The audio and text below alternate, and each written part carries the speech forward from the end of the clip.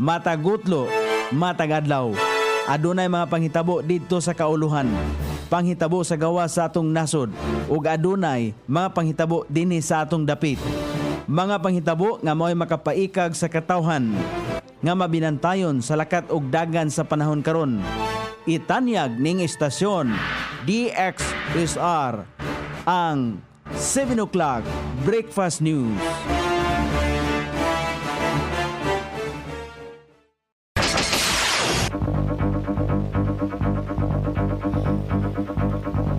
Ikala, kumusta? May buntag Iligan, may buntag Mindanao, may buntag Pilipinas. Adlaw Miyerkules, petsa 12 ni buwan sa Nobyembre ning tuiga 2025. Sangan sa ato station manager, Pastor Ruben Sulapas, kini ang inyong KSR Kabisaya Dunay B. Ang buhatod sa hanay sa balita sa Lasyate. Og karon sa uluhang tudling sa ato mga balita, 680,000 pesos nga kantidad sa Cebu nasakmit sa kapulisan human sa gipahigayon nga bypass operasyon. LGU Iligan gilayong nga mihatod og pasiunang tabang sa mga biktima sa sunog sa Barangay Del Carmen. Ikaduhang public hearing bahin sa underground cabling ordinance gipahigayon. Sa kauluhan, NGCP ni pasalig nga magpadayon sa pagpahapsay sa mga nangadaot nga transmission line. DepEd gikumpirmar nga kapin sa 300 ka mga eskwelahan ang naguba sa pagkusukoso sa Super Typhoon Uwan. Libuan ka mga pasahero gitugutan ng makabiyahe. Sa gawa sa nasod, Trump gianunsyo nga nag-andam ang China o Russia pinaagi sa nuclear testing. Balita sa kinabuhing Kristohanon, kadaghanan sa mga Amerikano nagtuo nga adunay dako nga impluwensa ang relihiyon. Kini ang uluhang tudling sa atong mga balita nga dalit kanato ning istasyon DXSR 106.7 sa inyong FM dial.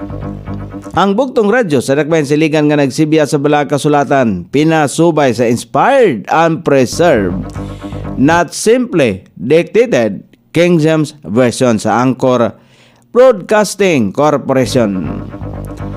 O karon sa kompleto nga detalye, nasulod sa silda ang 33 anyos nga lalaking lumulupyo sa Purok Sumbuyan, Barangay Luinab, sakop ni Dakbayan sa Iligan, human nadakpan sa hiniusang joint bypass operation sa kapulisan ug PDEA pasado alas 12:01 sa kadlawon Nobyembre 11 sa Purok 9 San Miguel Village, Barangay Palaon ni Dakbayan sa Iligan. Nakuha gikan sa suspitsado ang usa ka large size nga transparent plastic cellophane nga adunay puti nga crystalline substance nga gituang shabu, upat ka gagmay nga heat sealed transparent plastic sachet nga adunay susamang sulod dinhi. 300 pesos nga mark money o laing upat ka gatos ka pesos sa lain-laing denominasyon. Usa ka itom nga pouch o usa ka itom nga sling bag.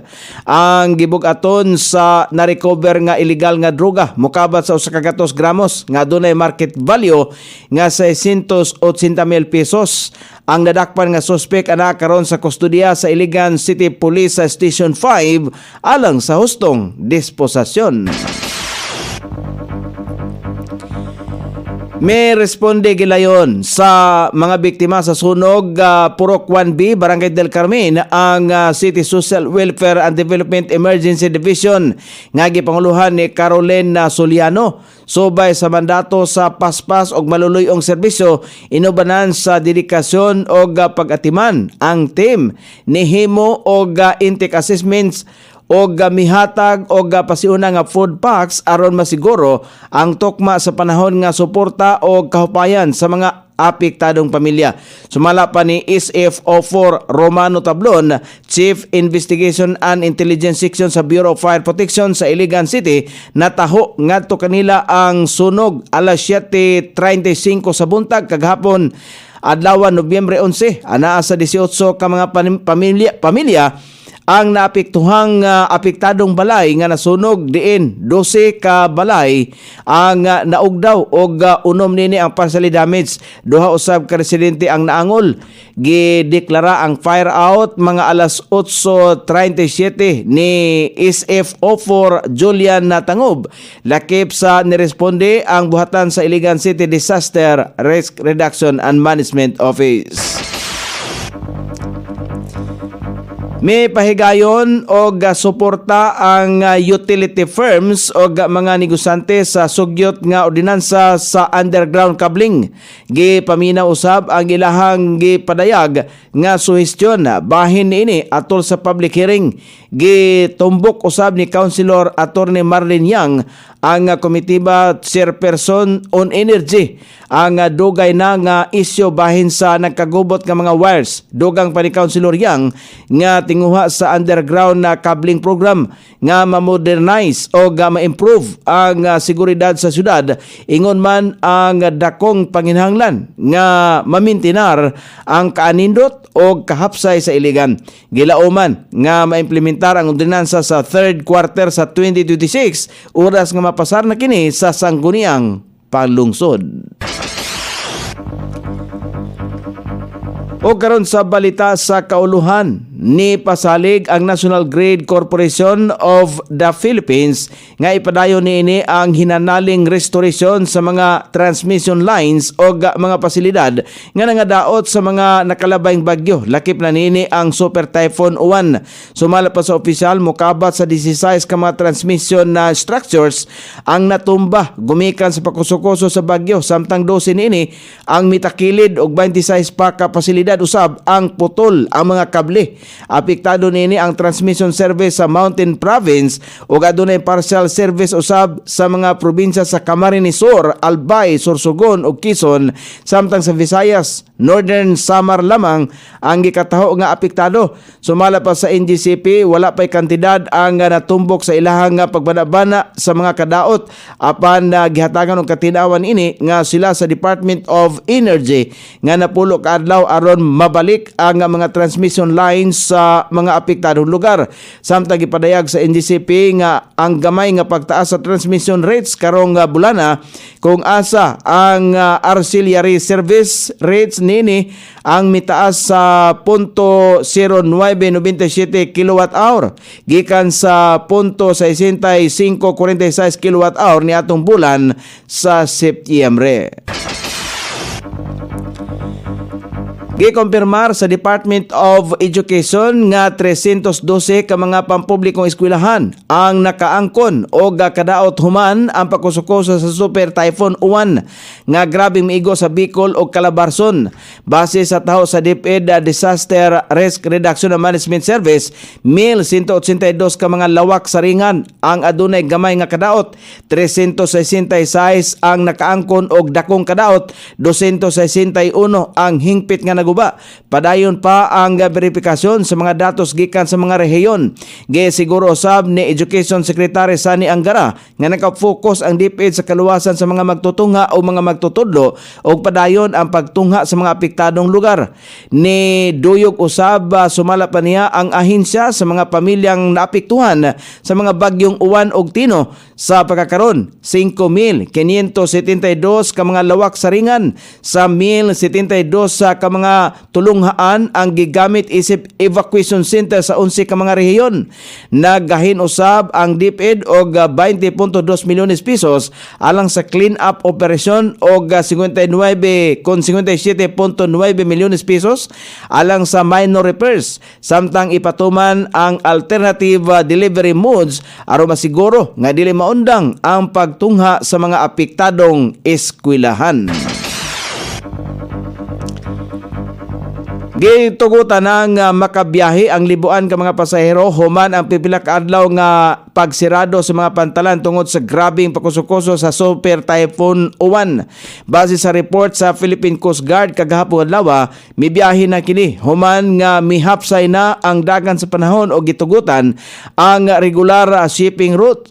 sa kasamtangan na bugtong 807 ka mga tawo na lamang ang natumbok nga stranded gikan sa kanhi halos 8,000 niadtong Nobyembre 10. Kini ang nagagikan sa lain-laing nga pantalan sa Central Luzon, Bicol Region. Wala na stranded nga motorbangka kaghapon adlaw og bugtong 8 ka mga vessel lamang ang na-stranded. Luyon ini, maayo na ang dagan sa panahon. Nagpabiling ni pasilong ang halos 300 ka mga vessel kapin sa 70 ka mga motorbangka sa lain-laing nga pantalan sa nasod, sama na lamang sa Southern Tagalog o Northern Mindanao. O karon sa balita sa gawa sa nasod, gianunsyo ni US President Donald Trump nga dili lamang ang nasod sa North Korea ang nagpahigayon og nuclear testing.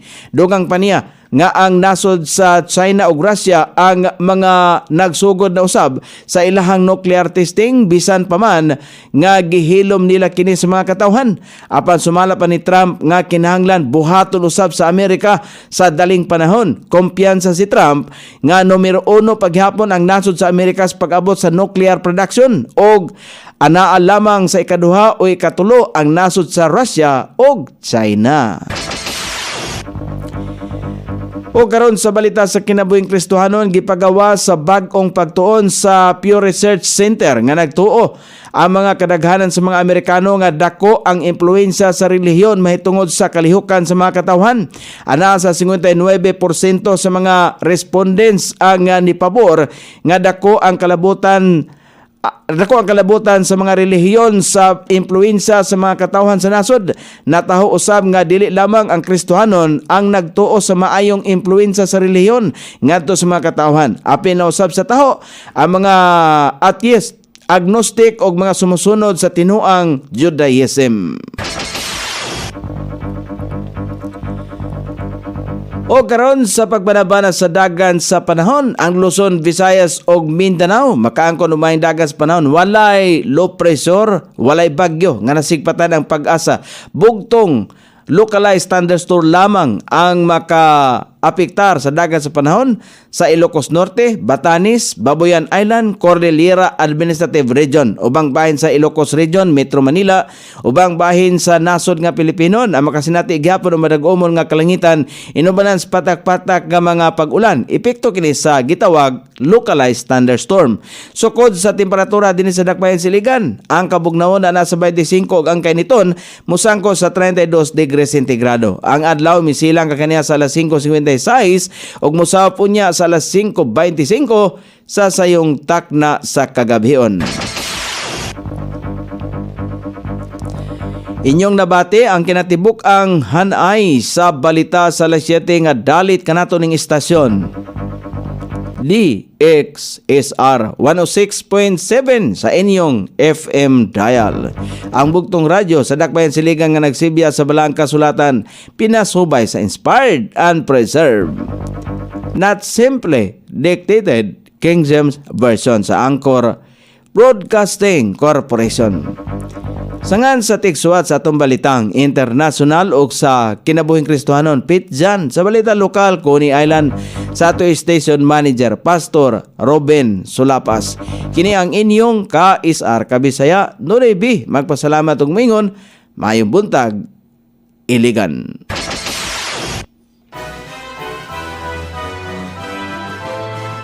Inyong nabati ang 7 o'clock breakfast news hangtod na usab og mga adlaw sa samang takna o sa samang istasyon. Daghang salamat sa iyong pagpaminaw ug maayong buntag.